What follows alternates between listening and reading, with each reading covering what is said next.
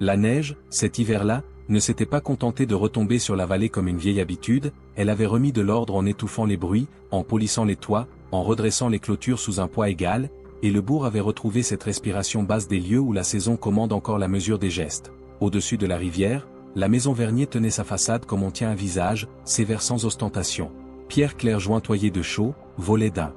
verre passé qui avait appris à ne plus grincer en février, un balcon étroit tourné vers les crêtes d'où vient le froid, sous ce balcon, la porte massive à heurtoir de fer que des générations avaient touché avec la même réserve, car on n'entre pas chez les Vernier en bavardant, on attend que la maison décide de rendre sa chaleur.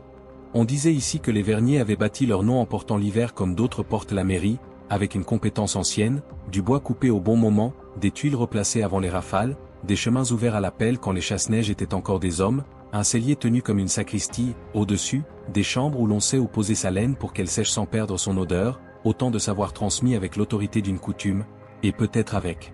la fierté secrète de ceux qui ont plus longtemps que leurs voisins dominé le froid. On nommait les membres comme on nomme les pièces d'une charpente, le grand-père Henri, ancien adjoint au maire lorsqu'il fallait encore lester les décisions de sac de sable, la mère, Louise, née Aubert, l'œil qui voit les miettes et la langue qui ne punit pas, le père, Armand, monteur de coffrage sur des chantiers qu'on devine à mi-pente, l'aîné, Céleste, dont la tenue autour des objets avait l'air d'un apprentissage appliqué dès l'enfance, puis Julien, corps trop vite grand pour sa voix, et la plus jeune, Maude, une présence de fin d'escalier qui ramasse ce que les grands oublient quand ils passent. La maison, dans cet ordre-là, avait gagné ses angles, son souffle, ses rituels, et l'on aurait pu croire que l'histoire de l'hiver, celui par lequel ici on compterait ensuite, se contenterait d'ajouter une couche de neige aux années posées. Mais ce fut ce premier hiver qui se chargea de l'inclinaison. Il ne fit pas de bruit, il n'appela pas les gendarmes, il ne démolit rien, il déposa seulement, à l'atelier sous comble où Henri gardait ses outils d'huissier bénévole des chemins, un signe qui n'appartient pas aux choses mais à la volonté, un tabouret déplacé, une corde propre, un carnet refermé avec soin sur un paraphe ancien, un vêtement plié à hauteur de genoux, une fenêtre tirée sans violence laissant entrer le froid pour que l'on n'accuse pas le corps d'avoir eu trop chaud, et, au centre de cette mise en ordre, l'absence d'un souffle, la présence d'un silence qui s'installe comme une décision. L'on trouva le vieil homme ainsi, avec ce calme terrible des gestes conformes qu'aucun accident ne peut mimer, et le bourg en reçut le poids comme on reçoit une neige précoce, en diagonale, sans oser affirmer, alors, que la pente commencerait ici. On parla peu, l'église tint son office sans phrases lourdes, la maison, qui avait appris à ne pas s'effondrer, rangea, hébergea, reçut, reprit son travail de maison, Maude passa sa main sur la rambarde pour comprendre où poser sa peur, Céleste redressa 2 chaises, Armand porta du bois, Louise fit le café avec une lenteur qui empêche les gestes de trembler, et la vallée, reconnaissante de voir une famille tenir sa dignité, redistribua l'attention vers des sujets simples, le pont à dégeler, la route vers le col, le ravitaillement, autant d'alibis justes pour ne pas regarder trop longtemps les cordes, les tabourets, les carnets refermés. Le temps, entre la Toussaint et Pâques, s'est usé les deuils à la bonne vitesse, ici il laissa, dans les joints de chaux, une trace d'humidité qui ne voulait pas monter, comme si la maison refusait de laisser la peine prendre une place capricieuse. Au printemps on remit des géraniums, à l'été on repeignit le volet et, à l'automne on vérifia la pente des chenaux, Henri avait disparu de la circulation visible et ne survivait plus qu'en instruction. Porte refermée soigneusement, bûche rangée. Le long du mur nord pour empêcher l'eau d'y frapper, phrase écrite de sa main sur un papier collé à l'intérieur du buffet, ne jamais dormir sans renverser les verres sur la table, une manie qui passait pour une lubie d'ancien et que Louise continua par piété pour l'ordre plus que par croyance. L'hiver suivant, cependant, se décida de lui-même à écrire l'hiver 2. Il n'est pas utile ici de détailler les circonstances, les villages de montagne ont appris depuis longtemps à parler bas quand la pente prend, on dira seulement que l'on trouva, dans le grenier, une mise en place encore, une chaise rapprochée d'un vasistas, des traces de pas précis, une jatte d'eau presque intacte au bord d'un coffre, une laine soigneusement pliée sur un madrier, et, dans la chambre, un lit tiré sans colère, un livre posé à l'envers. 2 bougies brûlées jusqu'à la moitié comme si la moitié seule pouvait être un symbole, pas une cire coulée de trop qui aurait pu faire croire à une scène, l'ordre comme un argument, et, au centre, un corps parti sans frapper. On aurait voulu, cette fois, contraindre la maison à des failles, la surveiller pour qu'elle dise la faute de n'avoir pas retenu, mais elle résista en rendant à ceux qui entraient ses habitudes de toujours, odeur de savon et de bois, linge à plat, couteaux alignés, et la vallée, embarrassée par cette dignité sans plainte, se retira à distance utile de compassion. Le registre municipal, lui, nota la date, puis se referma comme on ferme une boîte à biscuits dont on connaît l'odeur, douce et lourde. Ce furent les 2 premiers jalons, 2 hivers marqués par la même manière non de mourir, de préparer, et c'est à partir de là que la rumeur, qui n'a pas de mémoire mais un appétit régulier, posa, dans les bouches, le mot de malédiction. on se souvenait qu'Henri avait été trop exige avec la rigole commune l'année de la grande débâcle, on racontait qu'on avait laissé, en 1934 ou 1956 selon les âges, des voyageurs dormir dehors quand la route s'était bouchée et que le froid avait pris d'eux. D'entre eux sur le pont, on liait, comme on s'est lié, de grands mots à des petites lâchetés, et l'on venait regarder la façade vernie en plissant les yeux pour deviner, dans la pierre, une fissure qu'on pourrait tenir pour un signe. La maison tenait pourtant, elle posait sa coupe à la neige, elle gardait sa ligne droite, elle continuait à contenir les enfants sur son escalier, elle s'armait de la paix des cuisines où l'on sait que les conversations trop longues fatiguent les jours. Céleste, l'aînée, continua d'ordonner par tâches, elle effaça la poussière avec cette précision qui apprend aux muscles à ne pas se mêler des idées, Julien s'appliqua au bois, au sel, à la pente, Maud dormit parfois avec sa laine remontée jusqu'au menton pour empêcher la nuit de s'installer plus bas que le cou, Louise maintint le pain, Armand maintint le feu, et la maison, ainsi tenue, transforma l'inquiétude en discipline, comme le font les foyers qui refusent de laisser au dehors le soin de dicter l'heure. L'hiver 3 arriva avec une netteté que la vallée n'aimait pas regarder, il posa d'un coup 3 épaules de neige sur les toits. Il coupa l'électricité une nuit de vent, il rendit la cloche à son métal, il montra, dans les rues, la beauté des conduites d'eau quand elles ne cèdent pas, et il prit, à la maison Vernier, ce qu'il restait d'illusion, car ce fut Armand, cette fois, qui posa les objets l'un après l'autre avec une retenue qui ressemblait à une écriture, les gants à plat sur la table, la lampe nettoyée, les volets tirés non pour fermer, pour protéger du frottement. Un carnet sur le buffet, non pas en évidence, à demi couvert par un torchon, et, dans ce carnet, des relevés de température, des mesures d'étagères, des adresses de fournisseurs, des dates de bois, puis, au détour d'une page, des lignes qui n'ordonnaient plus la maison mais quelque chose de plus grand, tenir l'hiver autrement, payer ce qu'on n'a pas su payer, rassembler ce qui a été dispersé, autant de notations qui, pour d'autres, auraient été dépensées, et qui, pour Armand, prenaient, par leur sécheresse, l'allure d'un plan. Rien de médiatique, rien d'émotif, rien qui donne à un village la matière d'une légende grandiloquente, tout au plus la sensation froide qu'un homme qui savait poser un madrier avait choisi de déplacer un poids d'une colonne à l'autre, entre le monde et sa maison, puis de s'en aller dès que la charge tenait sans lui. Les gens, pour calmer leur gêne, revinrent avec des bruits de pas plus lourds dans la cour, apportèrent du bois sans qu'on le demande, rangèrent des pommes de terre dans un sac qu'on avait oublié au cellier, et Louise, qui voyait les gestes venir, laissa l'aide entrer sans remercier à haute voix, elle économisait les reliefs des mots pour ne pas donner à la maison l'air d'une scène. La neige se chargea, comme toujours, d'effacer les défauts trop voyants, elle posa une couche sur les regrets, elle plomba les fenêtres, elle remit le monde au régime lent, et la maison reprit encore une fois sa tâche subalterne et immense, permettre de franchir février avec le moins de casse possible. Ce fut à ce moment, à l'intersaison où la glace lâche ses bords, que Céleste, dans un rangement sans motif autre que la propreté, découvrit derrière l'étagère du palier un décrochement de plâtre, presque rien, une ligne qui ne suit pas l'autre, la trace d'une cale que des doigts patients ont glissé un jour pour faire du mur un livre, elle insista avec la délicatesse que la maison avait mis des années à l'y apprendre, elle retira, sous la peinture, une planche fine. Elle trouva un espace sec. Au cœur du mur, elle y posa la main comme on pose la main sur une joue, elle en sortit un paquet entouré d'une toile huilée, elle remit immédiatement la planche, elle attendit que la respiration reprenne, elle descendit avec l'objet jusqu'à la table de cuisine, elle le posa sans bruit, et, dans cet objet, un cahier non pas neuf ni antique, un cahier de la mi-siècle, couverture grise, fil rouge, papier ligné, une écriture d'homme qui trace des colonnes mais qui, parfois, sait aussi dessiner un cercle, des dates anciennes, des rectifications, des noms de famille biffés puis recopiés, des lieux qu'on n'écrit plus parce qu'ils appartiennent à des disputes que l'on préfère dormir, des mots qui ne parlaient ni de grêle ni de vendange, mais de faute. On n'emploie pas ce mot ici sans qu'il cherche tout de suite une église, pourtant ce cahier n'avait rien d'une confession, il se lisait comme on lit une facture, il rappelait une tempête de neige trop dure dans les années 50. Un camion arrêté dans la descente, une grange Vernier fermée parce qu'on craignait pour la farine, des voisins restés dehors et une nuit où l'on n'ouvrit pas, au matin un corps raidi près de la porte, puis des années entières de querelles sur la rigole, des votes biaisés à la coopérative, des petits avantages pris avec les stocks de bois, rien de spectaculaire, rien de criminel au sens des journaux, mais empilé assez pour que, sous la main d'Henri, le mot comptabilité change de nature, qu'il devienne une morale. Le cahier n'expliquait pas la corde des hivers 1 et 2 ni le plan du troisième, il ne donnait pas d'ordre, il additionnait, et au bas d'une page, posée comme un seuil, une phrase cahotante proposait de rendre l'hiver à l'hiver, de payer en saison ce qu'on avait prélevé en saison, de rendre au froid ce qu'on lui avait pris en se tenant trop fort, une proposition que l'on peut nommer superstition ou justice selon les jours, mais qui, sur la table des Verniers, posait un cadre neuf à tout ce qui avait déjà été fait. Céleste referma, elle ne chercha pas à lire plus loin, elle se tenait à cette habitude qui sauve ici plus d'âme que les sermons, ne pas se précipiter sur les livres quand les gestes demandent d'abord à être repris. Elle remit la planche, elle garda le cahier dans la cuisine, pas pour le cacher, pour le soumettre à la lumière ordinaire, pour qu'il cesse d'être un secret et devienne un objet.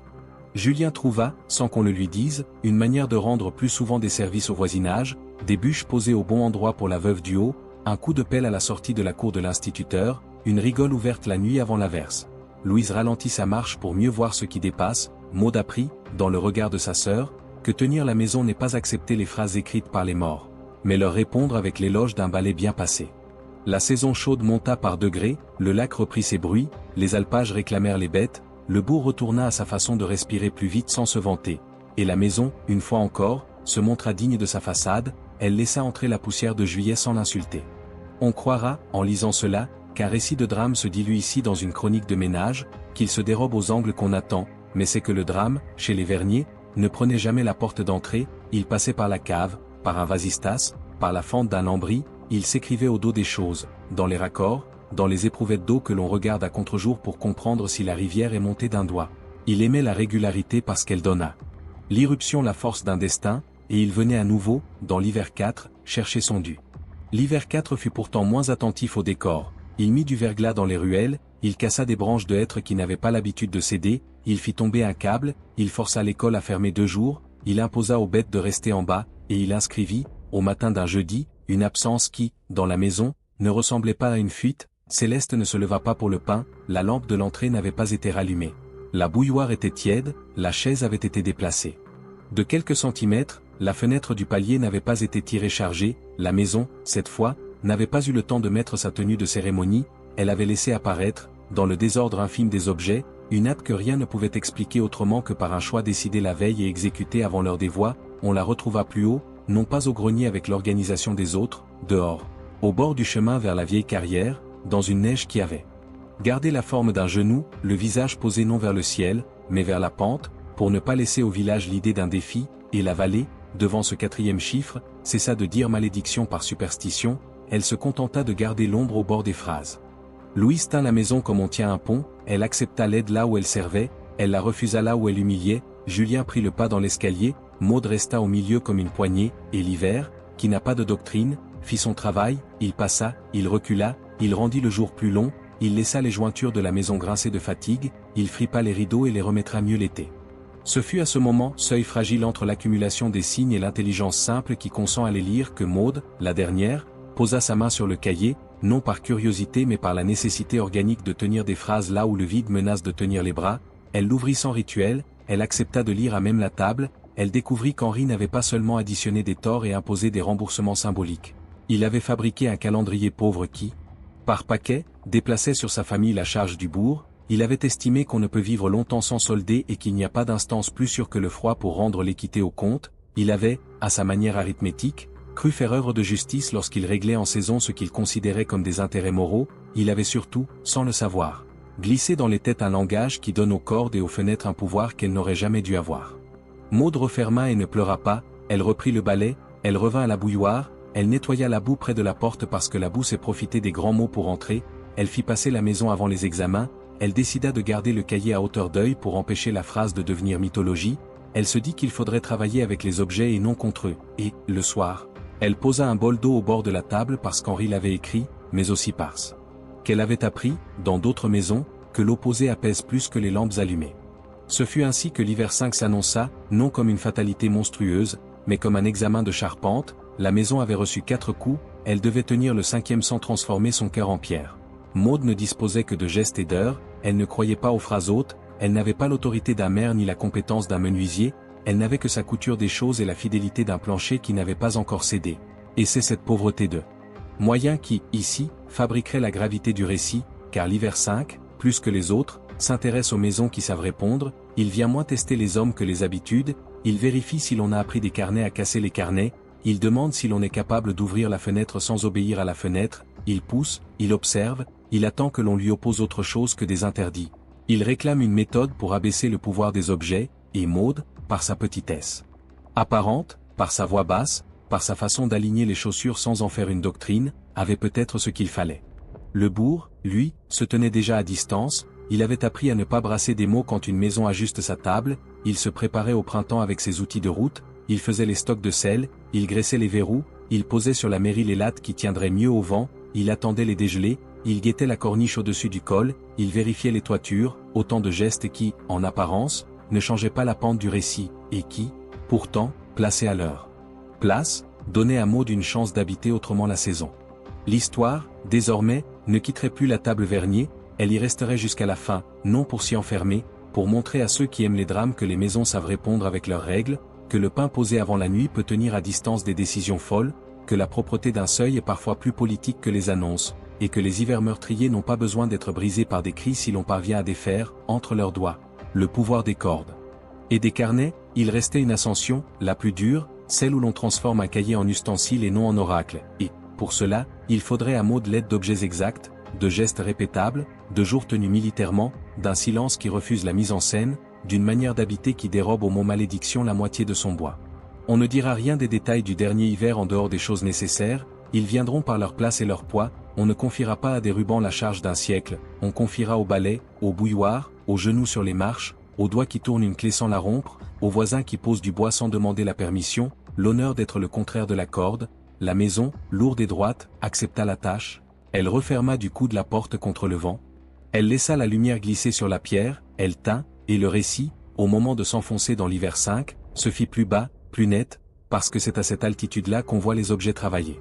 L'hiver 5, qui s'installait par nappes en grignotant la lumière de 4 minutes chaque semaine, trouva la maison dans un état de veille précis que Maud avait fabriqué sans déclaration, un régime de gestes capable de défaire la puissance qu'Henri avait, des décennies plus tôt, accordée aux objets. Elle avait commencé par changer la place des choses qui commandent. Le tabouret n'attendait plus sous le vasistas mais derrière un coffre à farine trop lourd pour qu'on tire sans réfléchir, la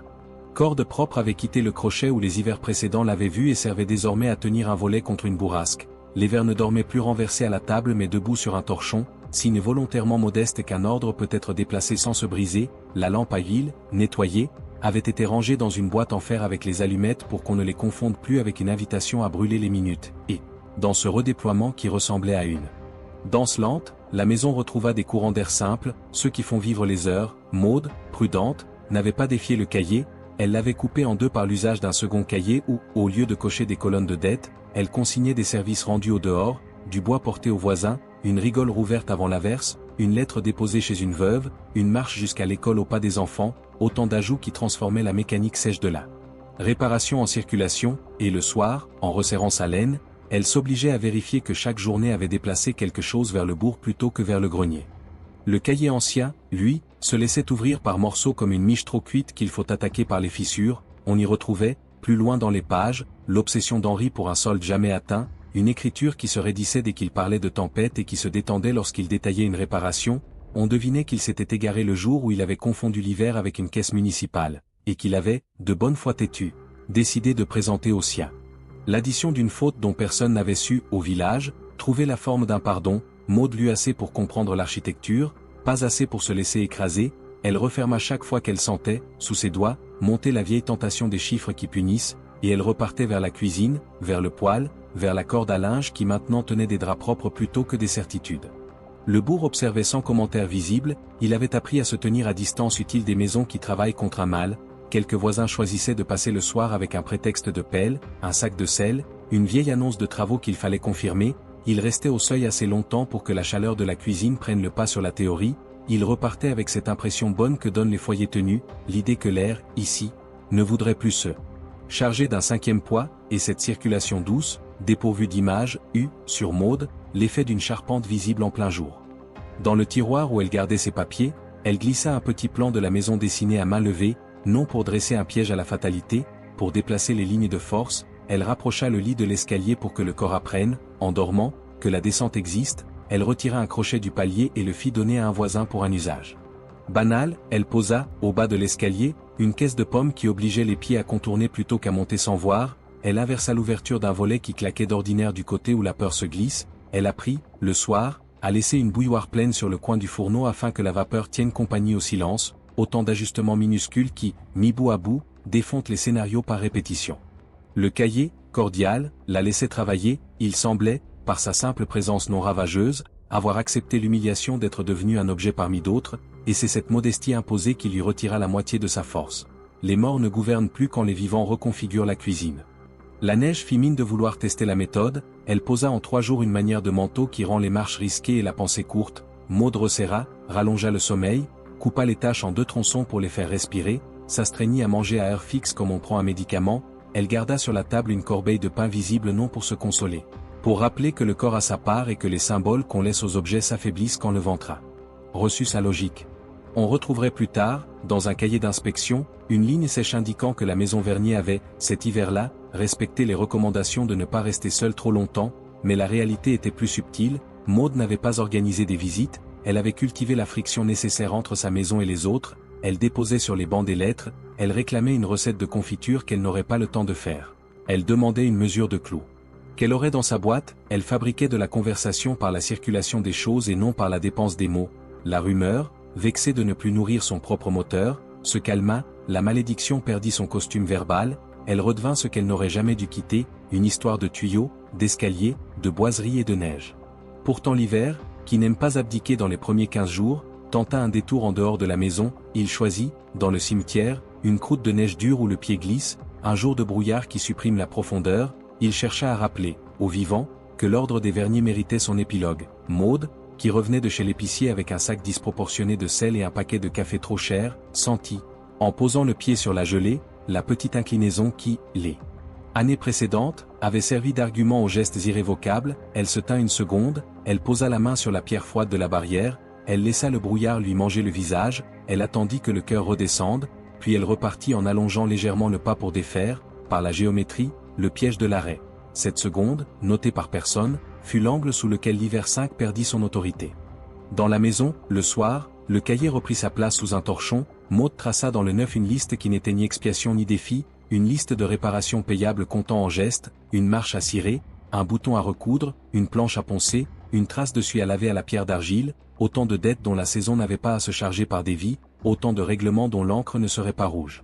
Elle accorda aussi, sans le dire, un statut à l'absence, elle décida de donner aux morts de sa maison la part qu'ils réclament lorsqu'on leur refuse l'emphase, un pain posé au bord de la fenêtre un soir de janvier, une poignée de bois rangée à la manière d'Henri, un couteau à beurre reposé exactement là où Céleste l'aimait, des paires de gants alignés selon la fantaisie de Julien. Une façon d'accueillir la mémoire qui ne donne pas aux objets l'autorité d'une injonction. Les Vernier, ainsi, revinrent, non pour commander, pour participer à la bonne tenue des heures. L'église tint sa messe des neiges avec des chandelles trop courtes, le village chanta à mi-voix, la cloche retrouvant son métal par temps sec, et Maud, dans le fond, pensa à ce que les derniers hivers avaient enseigné à sa main et à sa nuque, le poids exact d'un balai, la marche reculée de 2 cm pour éviter que la pensée ne dépasse le geste, la discipline des yeux qui refusent de donner au corps d'un nom qu'elles n'ont pas, la certitude que le langage d'Henri avait confondu d'eux. Économie et qu'il lui revenait, à elle, d'opposer à la comptabilité une cuisine, elle se reconnut dans l'ombre des femmes qui, sans titre, tiennent un pays par la répétition d'actes qu'aucun registre n'inscrit, et cette reconnaissance n'était pas une fierté, une position. Elle décida, à l'échelle de ses moyens, de rendre au village ce qu'il avait prêté en hiver 3 et 4, non par héroïsme, par hygiène. Elle proposa à l'institutrice de fermer l'école plus tard certains soirs pour que la lumière ne s'éteigne pas trop tôt dans la rue Longue, elle contribua à un pot de sel commun pour que la montée vers la mairie ne redevienne pas un théâtre de fractures, elle prit la peine de vérifier, à heure irrégulière, la bande sombre sur la route du col, non pour se montrer, pour habituer son propre corps à fréquenter d'autres lignes que celles de l'escalier. Les jours pesèrent moins, le soleil récolla légèrement aux vitres du midi, la neige sonna plus creux sous les pas, le froid perdit son premier cran, et l'hiver, voyant qu'on le traitait avec la politesse qu'il exige sans lui donner le crédit qu'il réclame, recula d'une marche imperceptible. On nota au village que la maison Vernier, contre toute statistique préparée par les rubriques de journaux, n'avait pas cédé au 5e, on parla d'un regain, on attribua la chose au hasard ou à la force d'âme, la maison, qui n'a pas besoin de ces mots, continua de tenir par les mêmes moyens. C'est à ce moment, justement, que le cahier ancien lança sa dernière pierre, une page collée que Maud n'avait pas vue, une page où l'on lisait, à la manière d'un testament bureaucratique, la proposition la plus froide et la plus naïve d'Henri, un plan en 5 hivers, un plan de restitution numéroté sans nom, une mécanique qui ne disait pas expressément qui ne disait pas expressément comment, mais qui plaçait, dans la colonne du dernier hiver, la mention sans adjectif d'une fille, d'une maison rendue aux autres, d'un printemps rendu propre. Maud referma avec une lenteur étudiée, elle comprit alors que ce qu'elle avait cru neutraliser était plus littéraire que religieux, un récit improvisé par un homme pour réparer une lâcheté ancienne et adoptée, par amour, par ceux qui lui furent les plus proches. Elle perçut la responsabilité exacte de sa saison, non pas briser le plan comme on casse un outil, mais le dégrader en travail. Métamorphoser la restitution en entretien, remplacer. Le sacrifice par l'entretien des biens communs, défaire l'idée d'une dette qui se paie par la peau en la convertissant en dette de jour qui se règle par le dos et les doigts. Le soir même, elle descendit au cellier, elle tenta de mettre dans le circulaire sa décision, elle remonta 2 boîtes marquées par Henri d'un trait rouge, elle ouvrit, elle distribua, au lendemain, un bocal de haricots chez la vieille au bout du chemin, elle donna un pot de confiture à une jeune femme revenue au village avec un bébé, elle prêta un tablier propre pour une fête de baptême, elle prêta un marteau pour un linteau. Elle rendit aux autres la part de ses réserves qui, jusque-là, n'avaient servi qu'à démontrer la compétence Vernier, et ce renversement, d'une simplicité aplatie, infligea au cahier la plus sur des humiliations, il cessa d'être l'organe qui décide, il devint, dans la cuisine, un vieil oncle à qui l'on demande l'heure pour lui faire plaisir. Les nuits, malgré tout, continuèrent de se peser, certaines ramenèrent devant les yeux de Maud la géométrie des fenêtres, la ligne des rampes, le rendez-vous austère des paliers, l'éblouissement d'une neige à minuit, l'appel discret que lancent les objets lorsqu'on les a trop regardés, elle répondit par la contre-mesure apprise aux maisons tenues, elle alluma la lampe à l'heure juste, pas longtemps, pour casser la succession, elle remplit de nouveau la bouilloire. Elle sortit dans la cour avec un seau de cendre qu'elle répandit sur le seuil, elle fit 2 pas jusqu'au banc de pierre, elle revint, elle se rendit à elle-même, par cette micro-marche, la compagnie d'un dehors qui ne veut pas la prendre, et, de retour à l'intérieur, elle fit le geste le plus politique d'une saison, elle laissa exprès une assiette à l'endroit sur la table, en plein milieu, pour que la maison ne puisse pas fabriquer sa mise en ordre funèbre sans trébucher sur cette volonté. Au bout de la semaine, on sentit dans la vallée que l'hiver 5 avait perdu l'avantage tactique, les bêtes sortirent 1 heure plus tôt, la route du col rendit 2 virages, le bourg retrouva ses bruits de sauts, les hommes reprirent leur habitude de rire bas sur la place, la cloche sonna juste, et la maison Vernier, le soir, donna à Maud ce signe presque invisible qui, ici, vaut toutes les délivrances, le bois du palier cessa de craquer sur la même note. Elle n'écrivit pas ce signe, elle le posa dans le neuf sous la forme d'une ligne vide, parce que l'absence de figure, dans un cahier qui s'est trop rempli de colonnes, détient une puissance plus belle que les totaux. La saison ne s'arrêta pourtant pas là, elle avait encore à placer la découverte au-delà de la maison, elle obligea Maud à se rendre à la mairie avec le cahier ancien non pour le confier, pour le faire exister sous une autre lumière, elle posa l'objet sur le comptoir, elle obtint qu'il fût photocopié et conservé, non pour dénoncer, pour empêcher qu'il recommence à régner par le secret, elle rentra avec l'original qu'elle glissa, non plus à hauteur de main, mais dans la boîte où dormaient les photographies, l'envoyant symboliquement rejoindre les morts au rayon des images, le bourg, discret, ne fit pas de ce dépôt un spectacle, il ajouta au registre communal une mention modeste, il inscrivit que la maison avait rendu un document relatif aux coutumes d'hiver, il rangea. Le dernier froid, celui qui fait cingler les joues au sortir de février, passa sur les toits avec la vigueur d'un vieux cheval qui connaît l'écurie, la neige se tassa, la route vibra sous un camion, l'eau reprit sa clarté, les étagères de la cuisine prirent une poussière plus fine, la maison, par un coup de balai, la renvoya sans cérémonie, Maud posa une nappe légère pour la première fois depuis des mois. Elle laissa la fenêtre ouverte 1 heure au-dessus de l'évier, elle laissa une coupe d'eau. À la place habituelle, non plus comme un dû, comme un geste de politesse à ce que la saison a tenu, et, dans cette légère dilatation des heures, elle sentit, sans se l'avouer, que l'hiver 5 ne s'écrirait pas dans la rubrique des chiffres. Restait à comprendre ce que ferait le printemps d'une maison qui avait appris à ramener les symboles à des travaux, il apporterait, avec les crues, une curiosité nouvelle pour le cahier déposé, il réveillerait des voix anciennes qui voudraient tirer de ce papier une histoire plus bruyante, il demanderait peut-être à Maud d'expliquer ce qui n'a pas besoin de défense, qu'on peut sauver une lignée en refaisant un escalier, qu'on peut rendre au village l'eau qu'il faut en ouvrant la rigole, qu'on peut traiter une faute sans jeter de corps, et il lui appartiendrait, à elle, de prolonger, à la table, sa pédagogie sans phrase, car le secret le plus lourd du cahier n'était pas la liste des hivers, c'était l'erreur de croire qu'une maison ne peut payer que par la peau. Ayant corrigé cela, elle pouvait, les mains occupées, laisser au bourg le soin de murmurer une autre histoire des Verniers, où les 5 hivers ne compteraient pas leur mort, mais la capacité étrange d'un foyer à reclasser ces objets pour désarmer un récit. Le printemps n'ouvrit pas la montagne d'un seul coup, il la déplia par bandes comme on retire les draps d'une maison où l'on a décidé de respirer davantage, la rivière reprit sa voie sans emporter les ponts, les prés révélèrent, sous des paquets de neige qui se rabougrissaient, les traces grasses des hivers précédents, et la maison Vernier, pour la première fois depuis des saisons trop longues, consentit à l'idée qu'un été viendrait sans devoir payer d'avance. Maud, qui avait tenu l'hiver 5. Par des gestes mis à hauteur d'homme, continua sa méthode en les tirant jusqu'au mois clair, elle déplaça les appuis et les lignes non pour démontrer une victoire, pour inscrire l'air nouveau dans la charpente, elle remit des chaises dehors en refusant l'alignement parfait qui, autrefois, donnait aux objets l'envie de commander. Elle inversa la marche des habitudes en préparant le repas principal au milieu du jour plutôt que le soir afin que la lumière pénètre la cuisine quand les souvenirs D'Henri avait coutume d'y réclamer leur part, elle accrocha derrière la porte un tablier propre dont l'unique fonction devint d'être traversée du regard lorsqu'on passait. Comme pour rappeler au corps que la maison ne veut plus simuler des cérémonies, la poussière prit une texture plus fine, le bois sécha sans craquer, et le cahier ancien, posé désormais parmi les photographies plutôt qu'au centre des décisions, perdit dans le regard des visiteurs l'aura de pierre qu'on lui prêtait, il devint une chose écrite par un homme pris dans sa propre logique, utile pour comprendre, impropre pour guider. La vallée, elle, se livra à son répertoire familier de déconfiture et de réparation, chaussée à recharger, rigole à rouvrir, filet d'eau à détourner pour que la cour de l'école cesse de se transformer en mare au premier orage. Maud choisit de s'y glisser sans bruit, elle porta 2 fois des pelles plutôt qu'une, elle offrit des clous de sa boîte lorsque le toit de la mairie refusa de reprendre, elle organisa, chez elle, non pas un repas de village, une table de service où les outils pouvaient s'échanger sans paperasse, un couteau à enduire, un marteau de coffreur, une brosse de pont, autant d'objets qui, circulant, faisaient circuler la saison et lavaient la maison de son ancien rôle de coffre refermé.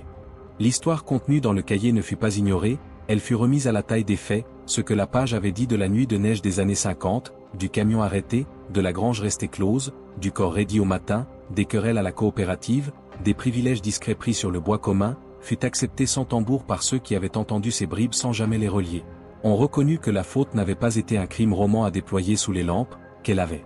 la couleur docile des économies de la peur, et que l'obsession d'Henri d'additionner, puis de rendre en saison, avait trouvé, par l'amour des siens, une évidente possibilité de s'exécuter, car les foyers obéissent quand la phrase sort de la bouche du grand-père et qu'elle prend le ton des recettes. À l'échelle du village, les mots malédiction et suicide se décolorèrent, d'autres prirent leur place dans les conversations basses, entretien, restitution, tenue, mots pauvres qui ne font pas vendre de papier mais qui réparent des seuils. Maud, en les entendant glisser, comprit que la bataille restait modeste et quotidienne, et qu'il ne servirait à rien de convaincre ceux qui font profession d'expliquer, qu'il fallait continuer de graisser les charnières, d'aérer à l'heure juste, de poser, à la fenêtre, le pain du soir sans le rendre sacré. Le cahier neuf, celui où elle avait fixé ses services au dehors, grossit plus vite que l'autre n'avait jamais su grandir, il se couvrit de lignes sèches, réparations rendues, bois donné, demandes formulées et satisfaites, marches partagées jusqu'à la limite des prés, autant d'écritures pesant, toutes ensemble, contre la tentation de laisser entrer à nouveau un calendrier de peau, il reçut aussi, à sa manière, la mémoire des morts en l'insérant dans les journées plutôt qu'en les découpant, une poignée de bois rangée à la façon d'Henri un jeudi sec, un couteau posé sur le bord du buffet exactement là où la main de Céleste se souvenait, un bol d'eau rempli avec l'eau claire du matin comme Julien l'aurait fait pour goûter si la rivière saluait bien, autant d'hommages sans phrase qui rendaient aux disparus la compagnie sans leur rendre le pouvoir. L'été s'étira à la taille des altitudes, les crêtes continuèrent de garder des poches de froid sous les pierriers, les chemins portèrent, au milieu du jour, les poussières droites qui disent que les voitures ne passeront pas trop nombreuses, les herbes hautes devinrent et redevinrent des fauteuils pour les bêtes qui apprennent à dormir près des clôtures, la maison consentit à laisser la porte ouverte plus longtemps, le soir, et cette porte entr'ouverte, image simple, remplaça dans les têtes l'ancienne image de la fenêtre tirée au cordeau, on venait s'asseoir un peu, on repartait, on revenait avec un pot de confiture ou un paquet de vis, on ne parlait pas des 5 hivers, on parlait des mains. À la fin d'août, un détail se posa, d'apparence minuscule, et qui pourtant fixa le centre de la saison, au grenier, où le plancher avait servi d'argument aux hivers 1 et 2, Maud décida de couler une mince couche de chaux sur les lattes, pas pour effacer, pour sceller, elle laissa sécher en aérant prudemment, elle ménagea un passage étroit où l'on marchait désormais avec docilité, le bois, dessous, continua d'exister, la blancheur, dessus. Apprit au regard qu'un étage n'est pas un hôtel, ce geste, noté dans aucun registre, se propagea sans effort à 2 greniers voisins, on vit, chez l'instituteur et chez la veuve du haut, des plantes en pot venir occuper des angles autrefois laissés aux vieux outils, le haut redevint un lieu secondaire plutôt qu'un théâtre de décision. L'automne, ensuite, fit ce qu'il sait faire de mieux en montagne, il coupa dans la lumière des fenêtres des rectangles plus froids, il obligea les pas à apprendre à nouveau la prudence, il planta, dans l'air, cette impatience qui pousse les maisons à inventer des stocks. Maud répondit en ouvrant des caisses sans les remplir jusqu'au bord, elle laissa volontairement un vide entre 2 bocaux, un interstice le long des planches, un espace libre dans l'armoire à draps. Elle imposa au-dedans la respiration qu'elle avait réclamée au dehors, elle retira à la maison l'argument qui permet au plan rigide d'y reprendre autorité, elle transforma l'économie par excès d'ordre en économie de place, et ce vide, peu visible à l'œil des curieux, modifia assez les habitudes pour que l'hiver suivant trouve moins d'appui. Il ne vint pourtant pas sans rappeler qu'il connaît les habitants mieux qu'ils ne se connaissent, il posa sur la route du col une croûte courte qui précipite les livres sur le bord des tables, il fit plier un pommier dans un jardin qu'on croyait prudent, il brisa la vitre d'une remise près du torrent, il força la maison Vernier à réapprendre la retenue. Maud, fidèle à sa science basse, ne changea pas de doctrine. Elle ajouta de l'huile au gond à l'heure où le métal accepte, elle releva le seuil de la porte au moyen d'une planche clouée de biais, elle déplaça la lampe 10 cm vers l'intérieur pour que la nuit ne puisse plus s'argumenter d'un halo trop près du vide, elle refusa, par cette obstination modeste, de rendre au cahier son théâtre, et l'hiver, se heurtant à des surfaces qui n'étaient plus polies pour lui, renonça à demander des sacrifices pour s'accepter en climat. La mairie, dans le même temps, ouvrit, par l'effet d'un archiviste trop patient pour sa paye, un dossier des « usages divers » où figurèrent, côte à côte, l'ancienne page recopiée du cahier d'Henri et une série d'observations publiques sur la manière dont des maisons du bourg tenaient les mois froids sans en faire un culte, outils à prêter, cordes utilisées pour ce pourquoi elles ont été fabriquées, horaires de lumière afin que les rues ne se vident pas trop vite, autant de lignes qui, diffusées par les bulletins paroissiaux, remplacèrent peu à peu les rumeurs par des listes. Et l'on vit s'éteindre, dans les conversations, les grossiers raccourcis qui avaient donné à la famille un rôle de roman noir, la malédiction, ainsi, se retira dans la poussière qu'on collecte au printemps. Pourtant l'histoire des Vernier n'était pas finie parce que le plan initial n'avait pas disposé d'un épilogue, il avait seulement risqué une arithmétique, et il restait à Maud l'épreuve la plus simple et la plus grave, accepter de laisser les morts derrière sans leur bâtir un régime de signes. Elle s'y astreignit par des fêtes pauvres. Un soir de novembre, elle posa sur la table 5 objets choisis sans grandiloquence, une paire de gants usés d'Armand, une petite cuillère à lance déformée de Céleste, un morceau de ficelle roulé sur elle-même qui avait servi à Julien pour attacher des fagots, un carnet de course où la main de Louise continuait d'arrondir les chiffres sans en faire des totems, un marteau d'Henri dont le manche gardait, à un endroit, un coin de peau foncée. Elle les laissa ainsi 1 heure, elle fit le tour de la maison pour fermer les volets, elle revint, elle les rangea, elle se coucha, aucun discours n'avait été produit, aucune photo n'avait été prise, aucune phrase n'avait fait le tour du bourg, mais l'hôtel discret avait servi à rabaisser la hauteur des absents sans les injurier. Ce geste, répété sans régularité, soigna la maison mieux que les bénédictions. L'hiver suivant profita d'un écart pour se glisser dans la pensée de ceux qui n'ont pas renoncé à la prophétie. À l'aube d'un jour où le froid piquait plus court, une trace de pas s'arrêta sous la fenêtre de la cuisine, la neige conserva l'empreinte plus longtemps qu'à l'ordinaire, on y vit une invitation maligne à reprendre les vieux récits. Maud, au lieu de répondre par des verrous, déposa sur le rebord un morceau de pain et une tasse d'eau, non pour nourrir un fantôme, pour claquer la porte. Au théâtre, elle remonta la boucle de sa laine, elle passa un balai, elle sortit la cendre, elle s'imposa 20 minutes de couture. Ces opérations, en série, dissipèrent l'événement en le faisant passer sous les gestes. La trace, midi venu, n'eut plus la force d'un signe. Dans les papiers du bourg, l'affaire continua de se diluer, les registres furent enrichis de listes techniques, la coopérative détailla des tours de bois et des horaires de déneigement, on cessa d'écrire les noms de ceux qui reçoivent et de ceux qui donnent parce que le fameux équilibre, brusquement à la mode, n'avait plus besoin de dramaturge, on préféra la neutralité des calendriers et la propreté des outils, et dans cette neutralité se cacha, pour ceux qui savent voir, le vrai renversement. La dette, autrefois tenue dans un cahier, avait migré dans les mains, elle changeait de porteur au gré des semaines, elle cessait d'empoisonner une seule maison pour devenir une circulation. La maison Vernier, enfin, entra dans une vieillesse plus juste, clous remis à leur place, linteaux repris, escalier qu'un menuisier, payé à prix d'amis, corrigea de 2 degrés afin que la marche fatale cesse d'être tentante, grenier blanchi, cellier allégé, seuil élevé, et la façade, que la rumeur avait tant scrutée à la recherche de fissures, se contenta d'offrir aux saisons sa propreté de pierre, ni plus, ni moins. Le cahier ancien, de son côté, poursuivit sa décroissance symbolique. Au fil des semaines, il glissa du haut de la pile des photographies vers le bas, puis, un jour de grand ménage où les volets restèrent ouverts plus tard, il fut posé dans une boîte, non pas pour être caché, pour être trié avec les documents qui, désormais, décrivaient la maison plutôt qu'ils ne la commandaient, et cette translation invisible pour qui aime les proclamations, acheva de le désarmer. À partir de là, l'histoire, qui avait aimé les angles divers, se déploya en pente douce. Le bourg, calmé, ne délégua plus à la famille le soin d'incarner ses peurs, il prit sa part quotidienne dans les rigoles, dans les charnières, dans les seuils, il accepta la leçon silencieuse d'une table où une assiette à l'endroit peut empêcher un démon de se croire chez lui, il s'inventa, par capillarité, cette politesse robuste des pays qui ont cessé de raconter leurs fautes pour les réparer. Maud, que les mois avaient placé au centre d'une vigilance respectée, reçut de la mairie, à un moment, un carton terne où l'on avait glissé, parmi d'autres, une copie de L. Usages divers, et une brève lettre administrative lui signifiant que le cahier ancien, recopié, rejoignait la mémoire collective au même titre que les plans du pont et la liste des tours de garde. Elle rangea le carton près du balai, elle refusa d'y voir un verdict. Elle y vit l'achèvement d'une translation, de l'ombre vers l'usage, et c'est dans cette position basse que le récit pourra, plus tard, venir se clore sans avoir l'air de s'éteindre. Avant cela, il lui faudrait encore affronter une dernière remontée de l'ancien langage, non pas un spectre, non pas un accident, une tentation de réécrire la maison sous la forme d'un livre que d'autres voudraient vendre, et il lui appartiendrait, une fois encore, de ramener sur la table ce qui dans les phrases avait pris trop de place, pour empêcher qu'un sixième hiver ne se fabrique dans une imprimerie.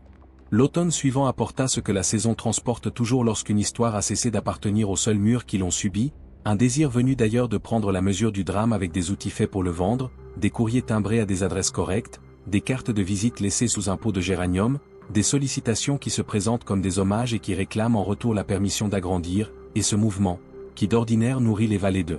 petite gloire, inquiéta la maison parce qu'il connaissait les angles du cahier mieux que le poids des portes. Maud, qui avait accordé à l'hiver 5 la victoire silencieuse des gestes, comprit qu'un sixième hiver peut se fabriquer sur du papier si l'on laisse repartir la faute sous forme de récit totalisant. Elle refusa donc le théâtre non par discours, par une série de déviations patientes, elle déplaça la demande vers ce qu'elle savait offrir sans se trahir. Elle transforma la maison en lieu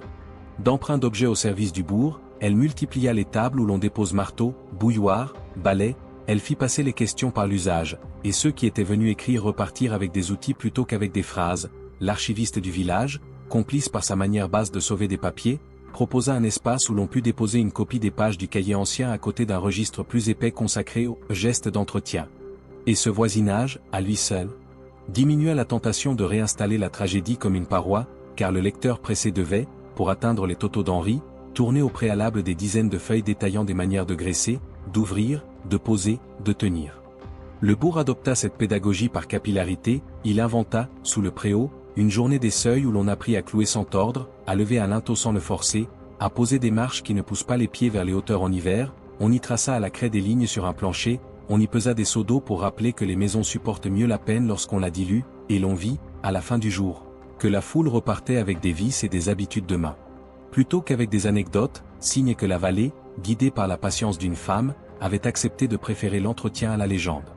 La maison Vernier, elle, continua d'évoluer à la cadence de sa poussière. Maud blanchit un second PN de grenier, non pour effacer le bois, pour redonner au regard un horizon plus large que les vieilles poutres, elle couvrit d'un tissu clair la tablette où reposait jadis la lampe qui transformait la nuit en promesse d'excès, elle rapprocha d'un doigt la table de cuisine de la fenêtre pour rendre aux après-midi une lumière directe. Elle laissa le placard du bas ouvert une partie du jour afin que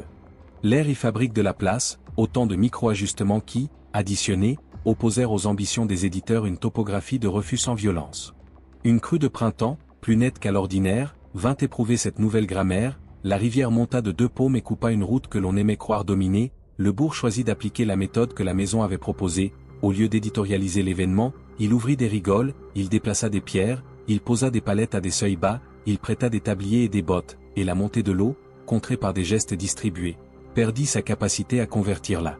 peur en spectacle. Une famille que l'on savait fragile, au bout de la rue Longue, bénéficia d'un inventaire d'objets prêtés qui l'accompagna à la semaine suivante, et dans cet inventaire se lisait, mieux que dans tout article, la réussite de Maud, l'idée qu'un désordre tenu en commun ne réclame pas d'extase. Le cahier ancien, derrière sa vitre d'archives, attira des regards encore avides d'un sens final, mais l'œil, avant de l'atteindre, se fatiguait de tant de listes modestes, il sortait de la salle avec le désir de ranger un tiroir plus qu'avec la volonté de ranimer une malédiction. L'archiviste, patient, ajouta au rayon une petite boîte où reposaient des relevés anonymes d'escalier, des plans de marche corrigés d'un degré, des croquis de seuil surélevés, et ces papiers greffés par le quotidien à la mémoire des drames installèrent, dans la commune, cette conviction opératoire que les fautes anciennes se vident en passant par des charnières. L'été qui suivit n'offrit pas la tranquillité complète que la montagne accorde parfois, un feu lointain dans une combe se déclara par négligence, le vent poussa une odeur de brûlé sur les maisons, le bourg, au lieu de s'assembler pour contempler la lueur, déploya les routines apprises, on arrosa les jardins à l'heure faible, on vérifia les toits, on fit dormir les bêtes à l'ombre, on tint la nuit à distance par une prière de geste, et la rumeur, frustrée de drame, alla chercher plus bas dans la vallée de quoi se nourrir. Les Verniers ne furent pas sollicités pour une explication, signe que la conversion s'installait.